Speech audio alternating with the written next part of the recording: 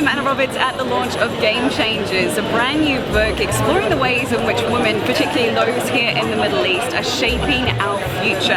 It's been launched here tonight at Al Sakal Avenue, written by David B. Jones, Sophie Le Ray and Radhika Pushni, exploring the way that women in the Arab world are changing the rules and shaping the future. I'm going to be speaking to the authors as well as getting a little bit of an idea about what feminism is for people living here in Dubai and at the book launch tonight. We'll have a look as well at the activations going on. There's a cinema and the Feminist project are here with their conversation chair. So come on inside and take a look. I never really questioned myself about gender diversity or about any difference it would make in my career. I left the corporate world quite early in my career and embarked on my own enterprise. And I was thinking that, you know, if you're good at something, you just keep moving up. And it's only when I got older that, yes, older, that I realized that a lot of women were just disappearing from, you know, the side across the table. And all those wonderful women that I have met during my younghood or junior stage were just disappearing.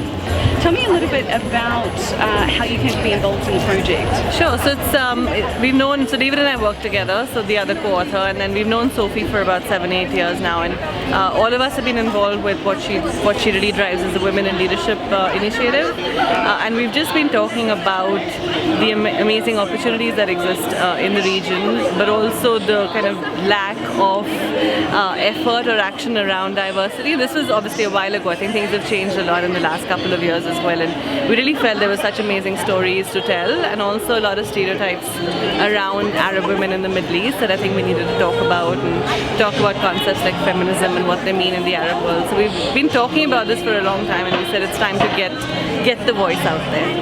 There's one chapter in particular which is the F words. Can you tell me a little bit about what that F word is and what exactly that chapter explores? Well, it's a process that I went through. I'm in my 40s, and throughout my life I always felt like, you know, being a feminist is something I'm not part of it. I don't understand it. I'm one of the boys. I'm doing my life. I never felt any glass ceiling or anything like that. And I guess getting older, I realized that there was less and less women sitting in front of me at the table.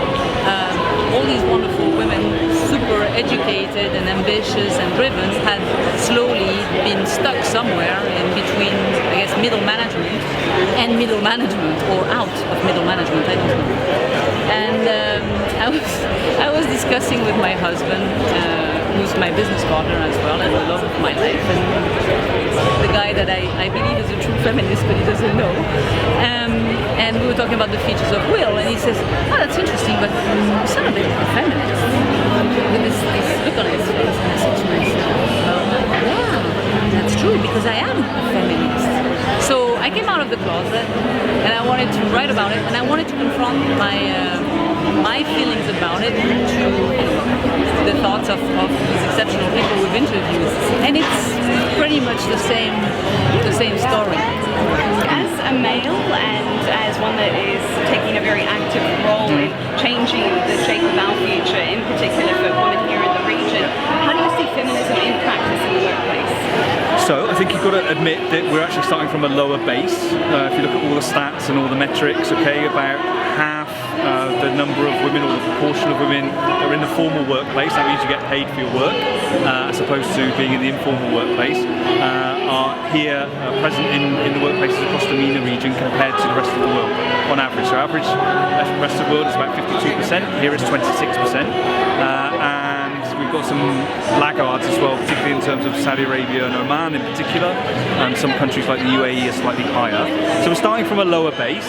I think it's almost back to the future, and this is one of the things we talk about in the book, that really it's only the last couple of decades where we've had this, what can I say, more conservative agenda about segregation between men and women, obviously in places like Saudi Arabia, very basic transportation problems that didn't exist in the 1970s, right? Some of these changes only really took place after the more conservative agenda came up, and there was almost a competition between Saudi Arabia and Iran about who could be the most conservative. So, you know, lots of expatriate women and Saudi women were walking around in the mid-70s, uncovered, driving. Okay, so it's really about going back to the future and trying to give an alternative narrative to the place of women in society and in the workplace. It's called GameChangers because actually it's about challenging some of the rules that have been set up in a positive way and trying to make sure that we push the agenda and allow women to be their true selves and to contribute to all the levels of society and the workplace in particular, which they're being excluded from at the moment.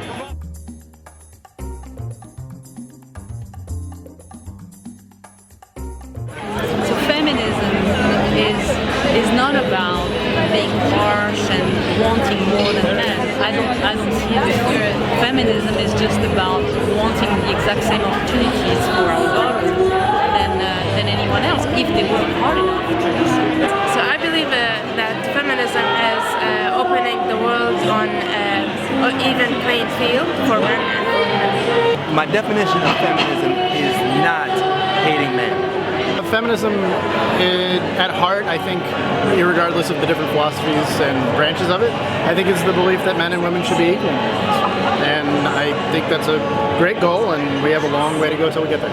We all have our own emotions, passions, and dreams that we want to be following, and empowering women to realize that we're all, they're no different either, and they can take on leadership positions as well as men can. What it is, it's really embracing who you are as a person and kind of breaking all of those fake boxes and titles that have been put upon you.